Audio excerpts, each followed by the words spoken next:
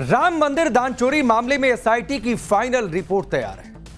तो सवाल है कि क्या अब सीबीआई भी दान चोरी की जांच करेगी। इस बीच अब वैष्णो देवी के दरबार में 550 करोड़ की नकली चांदी का खुलासा हुआ। सवाल है कि मां के दरबार में किसकी साजिश से नकली चांदी का कारोबार किया जा रहा था। कई मंदिरों में दान चोरी के मामले सामने आने के बाद क्या अब देश भर के मंदिरों में दान स्कैनिंग की जा रही है ताकि कोई भी चढ़ावा चोर बच ना पाए। देखिए हमारी ये स्पेशल रिपोर्ट।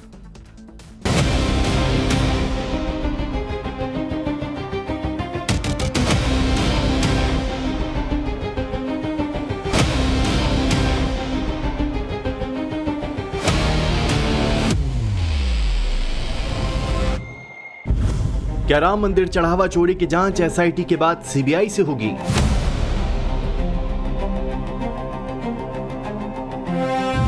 चढ़ावा चोरी पर एसआईटी की फाइनल रिपोर्ट में क्या क्या है? राम मंदिर चढ़ावा चोरी पर जैसे जैसे जांच आगे बढ़ रही है वैसे वैसे खुलासे भी हो रहे हैं। इस बीच 13 जून को गठित एसआईटी की फाइनल रिपोर्ट तैयार है। सूत्रों के मुताबिक एसआईटी की रिपोर्ट में प्रबंधन में बड़े बदलाव और जवाबदेही तय करने की सिफारिश की गई है। रिपोर्ट में चढ़ावे के संग्रह और गणना प्रक्रिया में खामियों पर फोकस किया गया है।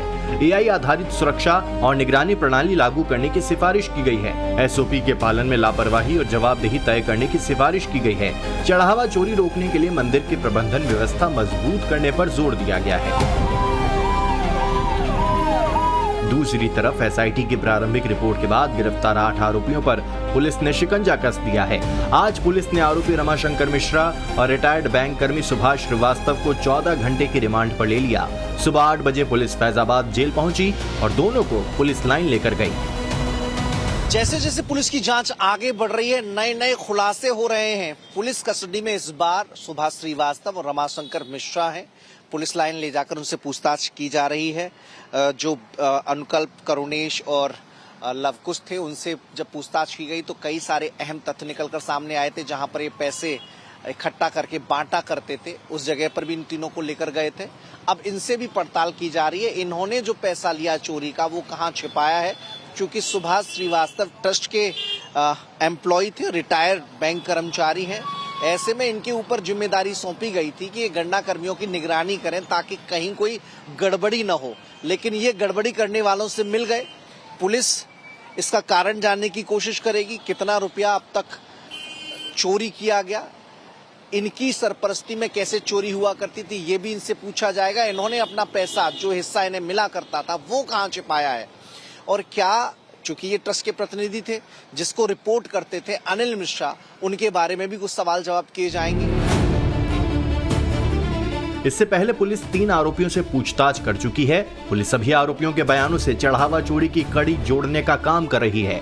पुलिस टिन्नू यादव को भी हिरासत में लेकर पूछताछ कर सकती है। योगी सरकार और ट्रस्ट का साफ कहना है कि दोषियों को किसी भी कीमत में बख्शा नहीं जाएगा। का अपहार वहां पर नहीं होगा, इसके लिए कड़ी व्यवस्था करना यह हमारा सबसे पहला आवश्यक कदम है और हमने उसको उठाना आरंभ भी किया है। हमारी पार्टी और पूरा हिंदू समाज लड़ करके राम मंदिर का निर्माण कराएंगे और जो घटना हुई है उससे मुझे भी बहुत वेदना है। लेकिन जिस प्रकार से सरकार और कॉलेज की ट्रस्ट के लोग काम कर रहे हैं, ऐसी दुर्भाग्यपूर्ण घटना दोबारा ना हो उसके भी काम हो रही है। और साथ ही साथ चाहे वो छोटे हो चाहे बड़े हो, जो भी दोषी हो सख्त कार्रवाई उनके ऊपर होनी चाहिए और होगी। सवाल उठ रहे हैं कि क्या सरकार सीबीआई जांच की सिफारिश करेगी। सीबीआई जांच को लेकर सुप्रीम कोर्ट में भी याचिका दाखिल हो चुकी है।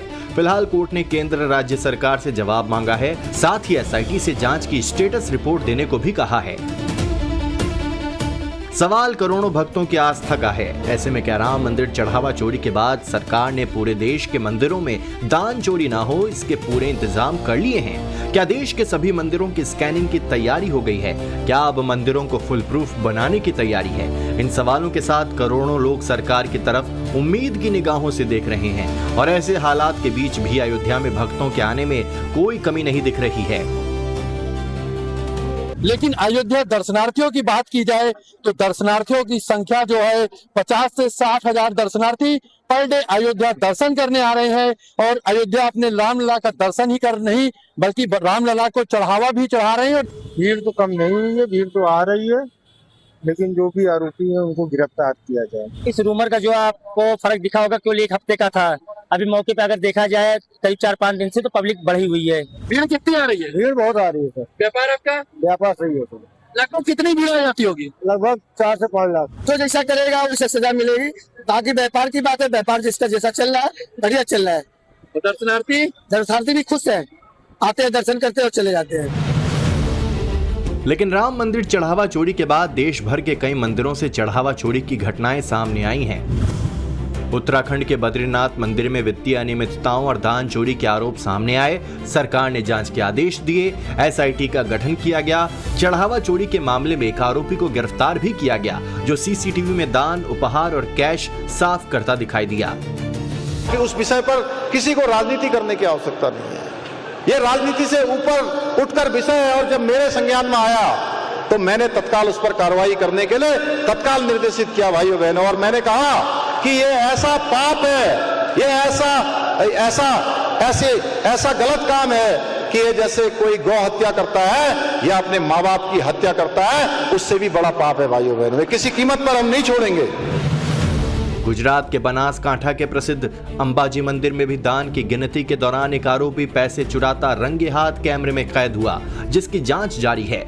राजस्थान के नागौर के प्रसिद्ध बुटाटी धाम यानी चतुरदास महाराज मंदिर में जांच के बाद करीब 22 करोड़ रुपए के कथित गबन का सनसनीखेज खुलासा हुआ है, जिसकी जांच की जा रही है। श्री पद्मनाभ स्वामी मंदिर केरल में पुलिस इंटेलिजेंस रिपोर्ट्स ने मंदिर के सुरक्षा व्यवस्था और चढ़ावा प्रबंधन पर गंभीर सवाल उठाए हैं। इसी तरह पूर्वा तिरुपति श्री बालाजी मंदिर गुवाहाटी में भी दान पेटी और चढ़ावे की चोरी के मामले रिपोर्ट किए गए हैं। वहीं मध्य प्रदेश के मां बगलामुखी मंदिर में चढ़ावा चोरी मामले में 3 सदस्यीय कमेटी जांच कर रही है।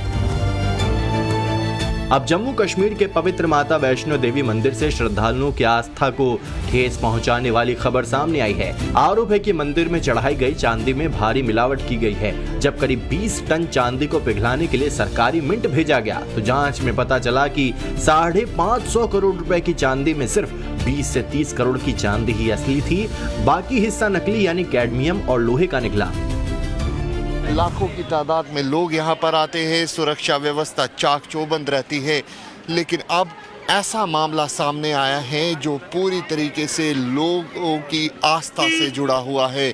दरअसल श्राइन बोर्ड की तरफ से 20 टन जो चांदी है उसको बेचा जाता है सरकारी टकसाल में, और उसकी जब कीमत श्राइन बोर्ड आंकलन लगाता है तो तकरीबन 500 से ज़्यादा करोड़ की कीमत जो है वो श्राइन बोर्ड की तरफ से लगाई जाती है। जब सरकारी टकसाल इस पूरी चांदी की जांच करता है तो असल में पाया ये जाता है कि 5 से 8% जो है चांदी असली थी और बाकी पूरी चांदी जो है वो नकली थी। तो ये साफ तौर पे जांच का विषय अब बन चुका है कि आखिरकार मिलावटी चांदी किस तरीके से माता के दरबार तक पहुंची। नकली चांदी को लेकर अलग अलग थ्योरी दी जा रही है। थ्योरी नंबर 1 ये है कि चढ़ाई गई चांदी नकली थी। थ्योरी नंबर 2 ये है कि चांदी को लेकर बहुत बड़ी हेराफेरी हुई है। थ्योरी नंबर 3 ये है कि चांदी चढ़ाने वाले भक्तों के साथ धोखाधड़ी हुई है। फिलहाल श्री माता वैष्णो देवी दरबार में चढ़ाई गई 550 करोड़ की चांदी के मामले में जम्मू की अदालत ने पुलिस को रिकॉर्ड कोर्ट में पेश करने का आदेश दिया है। कोर्ट ने 29 जुलाई को अगली सुनवाई के दौरान जांच अधिकारी को व्यक्तिगत तौर पर पेश होने का आदेश दिया है। चढ़ावे में इतनी बड़ी मात्रा में नकली चांदी की बात सामने आने के बाद माता के दरबार में आने वाले भक्त आहत हैं। ये सरासर हमारी जो है आस्था के खिलाफ है और हमारी आस्था से ठेस पहुंचाई बहुत ज़्यादा। हम जो है चढ़ावा चढ़ाते हैं, अपनी श्रद्धा से मन से 1-1 रुपये जोड़ के चढ़ाते हैं और उसके बाद हमें पता लगता है कि वो जो है नकली है। ये यहाँ नकली तो कुछ चढ़ाया गया नहीं, जो ले जाएगा असली ही चढ़ाता है। जब हम लोग करते हैं बढ़िया चढ़ाने के लिए और वो गलत चढ़ा रहे हैं तो हमारे दिल बड़ी ठेस पहुँचती है। जांच की मांग करते हैं और इसकी जांच कमेटी होनी चाहिए। चीजें हो रही है तो इसकी जांच होनी चाहिए। सवाल है कि क्या सचमुच भक्तों के साथ धोखाधड़ी होती है या फिर जानबूझकर नकली चांदी चढ़ाया जाता है। कटरा से अक्सर लोग माता वैष्णो देवी धाम में दान और प्रसाद का सामान खरीदते हैं। वहां की दुकान में किस तरह की चांदी रखी गई है, रिपोर्ट देखिए। वो किस तरीके का सिल्वर है जो नकली टाइप दिखता है, हम आपको आज दिखाने की कोशिश करेंगे। ये देखिए, यहाँ पे जब श्रद्धालु आते हैं तो इस तरीके का जो नकली सिल्वर है, जिसे गिल्ट कहा जाता है, उसे यहाँ पर बेचा जाता है। लेकिन इन सब के बीच कई दुकानदारों से हमारी बातचीत हुई। उनका साफ तौर पे कहना है कि हमने कभी भी सिल्वर कहकर इस छत्र को नहीं बेचा।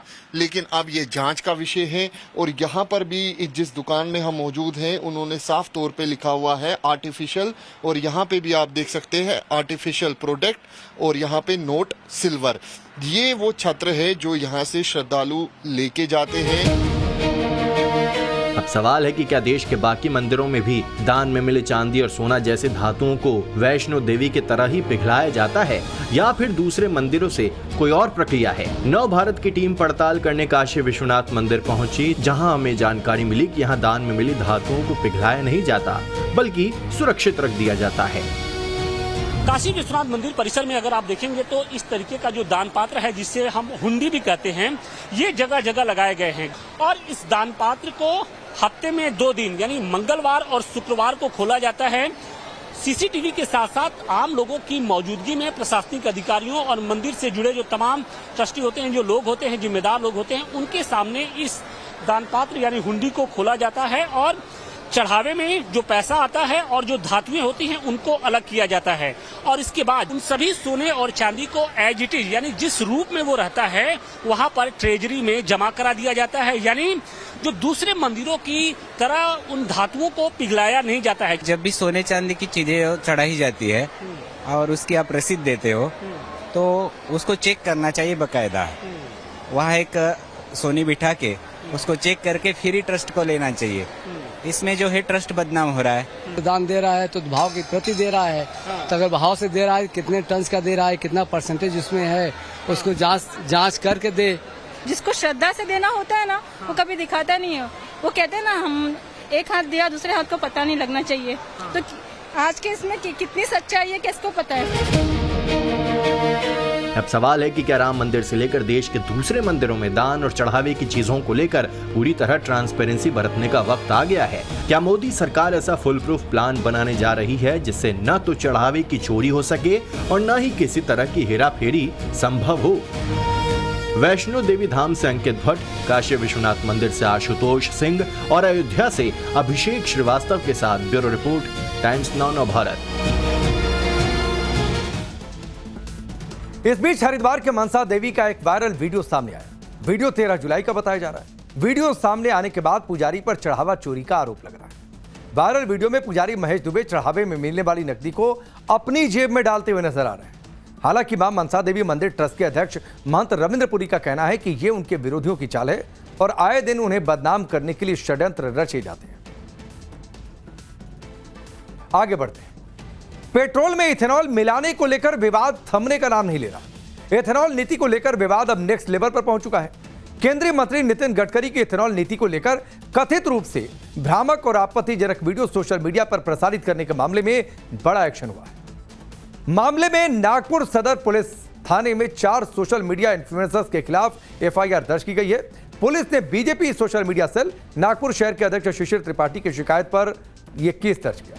जिन लोगों के खिलाफ FIR दर्ज की गई है उसमें YouTuber Manish Kashyap, Instagram influencer देसी बॉयज, इन्फ्लुएंसर हर्षित राठी, इन्फ्लुएंसर अंकलेश शामिल है। FIR के मुताबिक शिकायतकर्ता ने आरोप लगाया है कि 3 जुलाई 2026 को केंद्रीय मंत्री गडकरी ने इथेनॉल और फ्लेक्स फ्यूल वाहनों को लेकर एक कार्यक्रम में संबोधन दिया था, जिसके बाद कुछ सोशल मीडिया प्लेटफॉर्म पर उनके बयान को कथित तौर पर तोड़ मरोड़ कर पेश किया गया। अब आपको बताते हैं कि FIR में क्या क्या आरोप लगाए गए।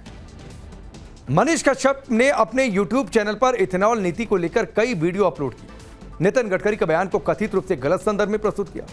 देसी बॉयज को लेकर लिखा गया है कि इस नाम के इंस्टाग्राम अकाउंट पर भी ऐसे वीडियो साझा किए गए। इथेनॉल नीति को लेकर भ्रामक दावे किए गए।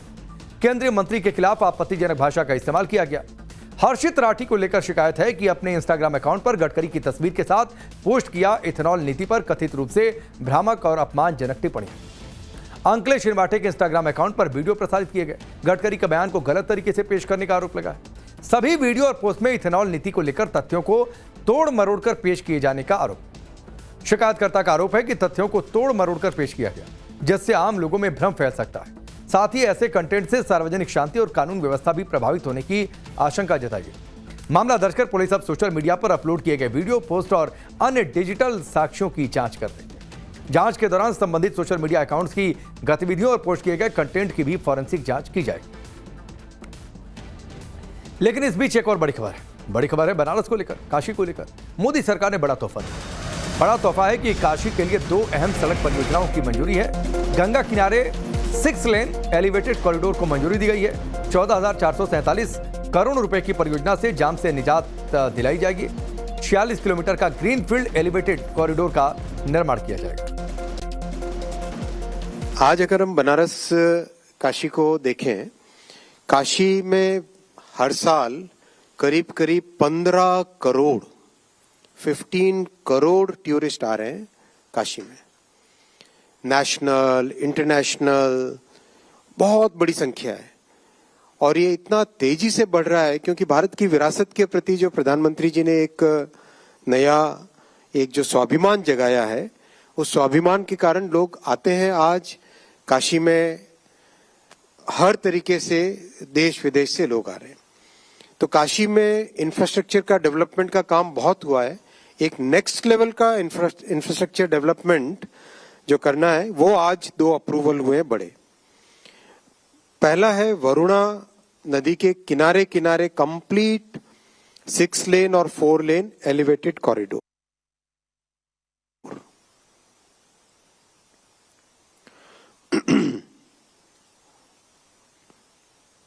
ये वरुणा एक्सप्रेसवे का कंप्लीट रूट मैप। ये हम देखेंगे गंगा जी इधर,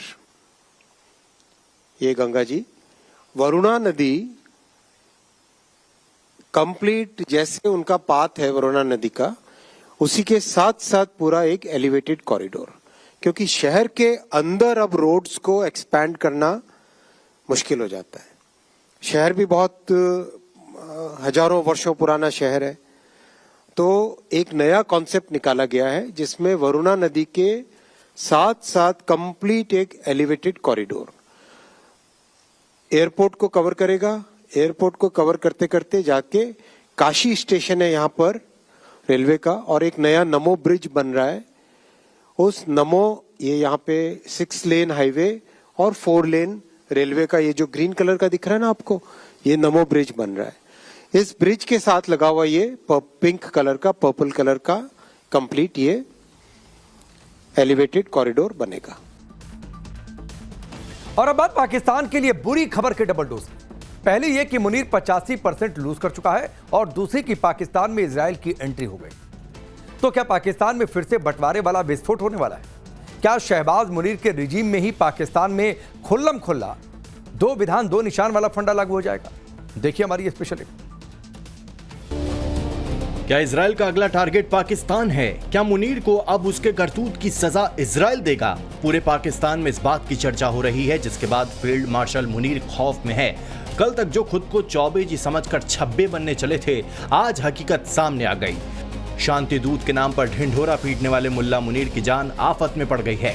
अगर आप ट्रेल चेक करें तो इराक को गिराया गया, लेबनान के ऊपर उनकी लीडरशिप को मारा गया, सीरिया के अंदर गिराया गया, रास्ता हमवार किया गया ईरान तक पहुंचने के लिए। अब अगर ईरान खुदा न खास्ता तेहरान फॉल करता है तो आप उनके जो स्ट्रेटेजिस्ट हैं उनकी गुफ्तगू चेक कीजिए कि अगली बारी पाकिस्तान की है खाकम बदहन। पाकिस्तान में इस खौफ के पीछे जिम्मेदार है आसिम मुनीर, जो मिडिल ईस्ट वॉर के बीच में अब तक अपना स्टैंड क्लियर ही नहीं कर पाया। कभी अमेरिका के पीछे जी हुजूरी में घूम रहा है, तो कभी ईरान को कंफ्यूजन में डालकर अपना मतलब सेट करने में लगा रहा। लेकिन न तो उधर दाल गली और ऊपर से अपने घर में भी घिर गया। एक तरफ से तालिबान ने मारना शुरू किया तो दूसरी तरफ पीओजे के लगातार उबल रहा है। पाकिस्तान दावा कर रहा है कि इसके पीछे इजराइल की शय है। तो क्या वाकई में ऐसा है? क्या पाकिस्तान के बुरे दिन शुरू हो गए हैं? क्या न्यूक्लियर पावर का दंभ भरने वाले पाकिस्तान के लिए ये अलार्मिंग सिचुएशन है? ये तो आने वाले वक्त में पता चल जाएगा। लेकिन दूसरी तरफ बलूचिस्तान ने खुद को आजाद मुल्क घोषित कर दिया है। सोशल मीडिया पर एक लेटर शेयर किया जा रहा है जिसमें रिपब्लिक ऑफ बलूचिस्तान के नाम से बलूचिस्तान को स्वतंत्र देश घोषित किए जाने का दावा किया गया है। वायरल लेटर में कहा गया है कि बलूचिस्तान की सेना ने क्षेत्र के 85% हिस्से पर कब्जा कर लिया है। बलूचिस्तान के वायरल लेटर के मुताबिक मुल्क का झंडा, राष्ट्रगान, नई करेंसी और प्रशासनिक व्यवस्था भी पाकिस्तान से अलग लागू कर दी गई है। वायरल दावा कितना सच है इस पर आधिकारिक पुष्टि तो नहीं की गई, लेकिन इसके लिए मुनीर और शहबाज की हुक्मरानी को जिम्मेदार बताया जा रहा है। एक तरफ बलूचिस्तान की तरफ से अलार्म बजा दिया गया है, दूसरी तरफ रावलाकोट से लेकर मुजफ्फराबाद तक विरोध की आग शांत होती नहीं दिख रही है। कुल मिलाकर फील्ड मार्शल और शहबाज शरीफ का सिरदर्द और ज्यादा बढ़ने वाला है। Bureau report, times now Bharat.